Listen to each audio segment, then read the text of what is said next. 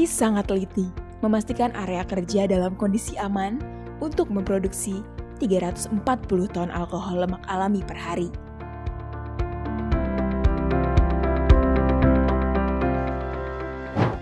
Hampir 5 tahun, dirinya dipercaya sebagai field operator perusahaan kimia terkemuka di dunia, PT Ecogreen Oleochemicals.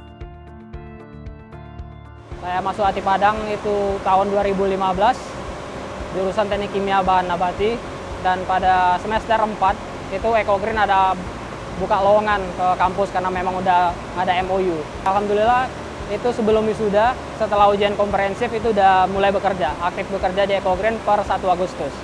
Sedangkan wisudanya itu Oktober 2018. Saya merasa bersyukur karena memilih ATI Padang. Karena ATI Padang mempunyai nama besar di industri di Indonesia.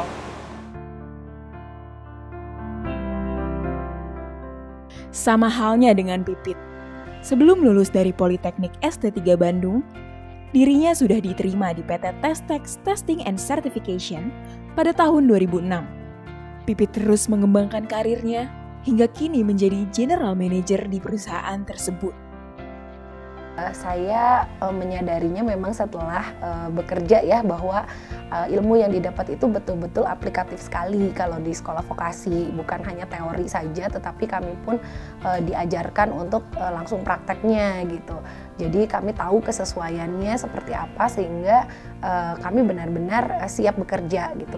Di pekerjaan ini saya bisa juga memiliki akses ke brand besar yang internasional, dan saya juga cukup bangga ya sebagai anak bangsa gitu, anak Indonesia. Saya bisa membantu perusahaan-perusahaan lokal di Indonesia untuk bisa memenuhi standar internasional. Raffi dan Pipit membawa cerita manis lulusan sekolah tinggi vokasi industri melalui jalan yang kokoh menuju kesuksesan. Kementerian Perindustrian semakin fokus pada peningkatan kompetensi sumber daya manusia dalam upaya menopang implementasi Industri 4.0. Berbagai upaya strategis dijalankan unit-unit pendidikan vokasi Kemenperin yang tersebar di berbagai wilayah Indonesia, guna menyiapkan SDM yang kompeten dan profesional. Selain itu, pembangunan sekolah vokasi, politeknik, serta akademi komunitas di kawasan industri juga dilakukan untuk mendongkrak daya saing industri nasional.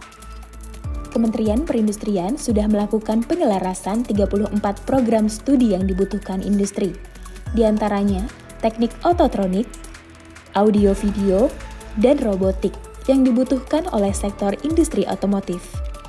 Dalam pelaksanaan pengembangan SDM industri melalui pendidikan vokasi, kemitraan dengan industri menjadi faktor kunci suksesnya penyelenggaraan program vokasi industri.